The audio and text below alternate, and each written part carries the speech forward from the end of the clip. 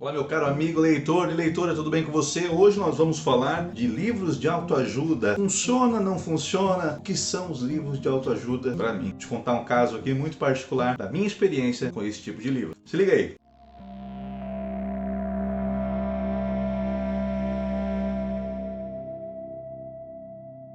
Se é a primeira vez que você está aqui, seja muito bem-vindo. Eu sou Leonardo Simeão e hoje nós vamos conversar um pouquinho sobre livros de autoajuda. Na verdade, isso aqui é um breve relato sobre a experiência que tive com esse tipo de livro. Se você ainda não me segue nas redes sociais, aproveita. Tem aqui no link da descrição o Instagram e Facebook para você acompanhar as últimas leituras e tudo mais que eu compartilho do que vai acontecer aqui no canal também. Então, só partindo de um ponto sobre livro de autoajuda, lá para o ano de 2016, eu estava entrando numa depressão. Então passei por um momento muito terrível, assim, foi coisa de 7, 8 meses mais ou menos, graças a Deus foi só isso, em que fiz acompanhamento no psicólogo, cheguei a tomar Prozac, né? Só que mesmo precisando tomar remédio, já era um leitor assim voraz, mas não costumava ler livros de autoajuda porque eu achava que era puro charlatanismo, jamais entenderia os motivos pelos quais eu poderia encontrar a minha salvação daquela depressão em livros de autoajuda, né? O título mesmo já é meio que uma ofensa. Pensei na época. Será que realmente eu preciso tomar remédio para sair dessa situação? E comecei a buscar alternativas, ferramentas que eu pudesse sair desse poço sozinho, né? Sem ajuda de remédios, no caso. Sozinho no sentido de sem precisar de um psicotrópico, de um antiansiolítico. Então comecei a procurar na internet livros que proporcionassem uma nova reflexão dos momentos de dificuldade. Momentos que até então não tinha passado, né? Achei dois caminhos que me fizeram ter um estalo. Primeiro foi o livro O Poder do Hábito, e quando eu comecei a ler esse livro, eu vi várias situações em que as pessoas realmente se enfiavam dentro do poço, e naquele momento ali triste, né, quando você cai, onde você não tem mais para onde cair, é o momento que você precisa levantar e rever sua vida. O Poder do Hábito eu gosto muito porque ele mostra várias situações e exemplos de outras pessoas com outros problemas. Então eu comecei a mudar ali pequenos hábitos na época, lutando para que desse certo, acreditando que talvez os exemplos desse livro me fizessem sair dessa situação que eu estava. Eu lembro que eu li um livro do Rafael Seabra, Quero Ficar Rico, onde ensinava um pouquinho básico sobre finanças, sobre como economizar, não torrar dinheiro, como pagar as suas dívidas, sanar as suas dívidas de forma organizada e não cair de novo no fundo do poço financeiro. Então, com esses dois, eu comecei a ter uma esperança. Comecei a enxergar que talvez o problema fosse só uma questão de perspectiva. Meu problema, olhando de fora, não era grave, não era nada, na verdade, perto de muitos outros problemas de muitas outras pessoas. Então, comecei a enxergar nesse livro um pouquinho mais de atenção e o que eu conseguiria aplicar. Difícil, porque ao mesmo tempo que eu colocava para mim que eu precisava tentar fazer aquelas coisas ali que eu estava vendo nos livros, um outro eu falava, Deus, Você balela, você não vai conseguir, não é assim, não é através desses ensinamentos. O que esses autores conhecem de você e dos seus problemas para eles poderem te ajudar? Então, além de tudo, eu continuei acreditando que daria certo, persisti. Fui vendo que a esperança foi vindo, né? A esperança de dias melhores, e consegui aos poucos me reerguer. Nessa época, eu comecei também a assistir um pouco mais às palestras dos grandes professores, filósofos contemporâneos, né? Como Mário Sérgio Cortella, Leandro Carnal, Clóvis de Barros Filho, Felipe Pondé, Leonardo Boff. E aí eu comecei a ver que a vida é sofrimento mesmo. A gente não está livre. É a montanha-russa. Às vezes você está bem, às vezes você está mal. Você tem que aprender a lidar com isso, né? E a filosofia, então, chegou para mim como o segundo ponto de âncora para me tirar do fundo do poço. Então, através da filosofia, eu consegui enxergar que esse momento terrível que eu estava passando psicologicamente, ele precisava existir, ele precisava estar ali, ele precisava causar essa dor para que cicatrizasse e eu tivesse força para sair. Até os dias de hoje, eu consumo livros de autoajuda. Outro ponto de mudança também que eu tive foi um livro do Jordan Peterson que chama 12 Regras para a Vida. Esse livro também me deu um outro estalo para cuidar um pouco mais das minhas coisas, com um pouco mais de afinco, com um pouco mais de vontade, porque ele mostra ali em 12 regras, né?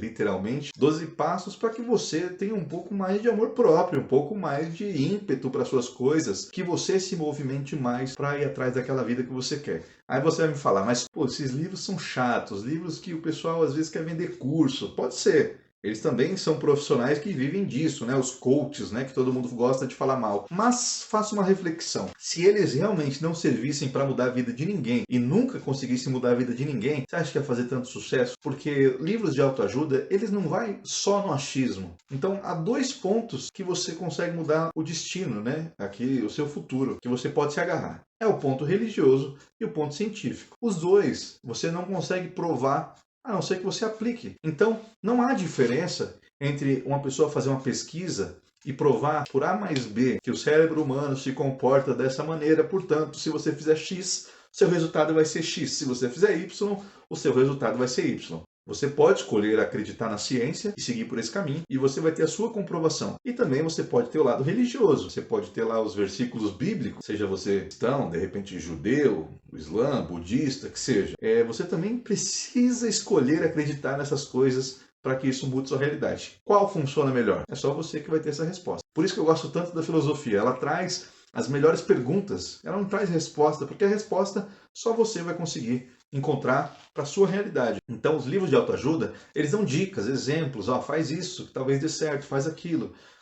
A Bíblia também faz isso, né? Se você tem um conflito dentro da tua casa, um conflito com um parente, um conflito familiar, você ouve lá um versículo, uma passagem, um salmo, você fala, puta, eu preciso rever os meus conceitos em relação a fulano de tal, preciso me reerguer porque Deus está comigo. Então você tem 2 caminhos sempre para que você consiga mudar a sua realidade. É claro que para tudo der certo na sua vida, você precisa se conhecer. Mas não adianta você ler o Milagre da Manhã, acordar às 4 da manhã para fazer várias coisas que você precisa fazer, se você tem muita preguiça, ou se você é uma pessoa noturna, gosta de ficar acordado mais à noite do que de dia, porque nem tudo serve para todo mundo, né? Nem todos os sapatos do mundo vai servir para o seu pé.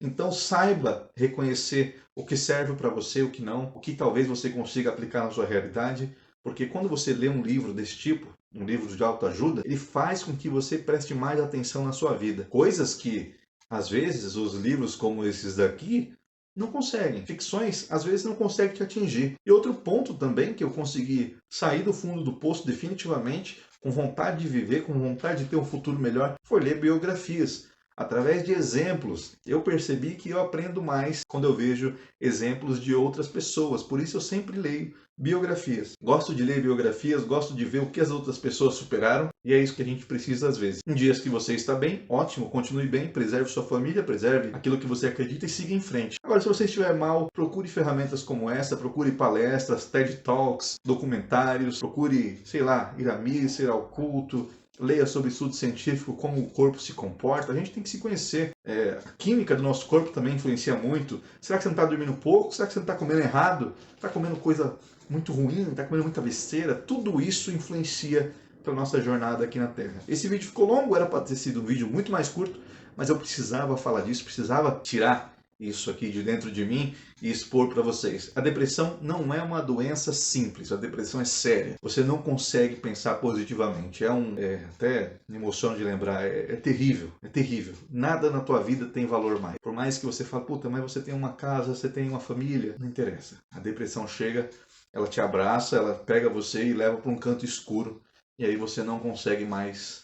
Você já não é mais você. Pelo amor de Deus, depressão não é brincadeira. Se você tem alguém próximo a você que tem depressão, trate com carinho, incentive ela a procurar ajuda psicológica, porque ela com certeza vai conseguir sair dessa e você também vai enxergar uma mudança estratosférica na vida dela. Esse evento que aconteceu comigo já fazem 5 anos. Depois de lá, eu tive outros momentos muito piores que esse, mas talvez por esse tanto de leitura, essa preparação que eu tive que passar, né? Esse inferno pessoal que eu tive que transgredir, assim como o Dante, né? Saindo do inferno e indo ao paraíso, não aconteceu de novo, não fiquei depressivo, embora a ansiedade bata forte. Eu sei como me comportar, já a cada dia me conheço mais, e essa é a dica que eu deixo para você. Se conheça mais todos os dias. Valeu!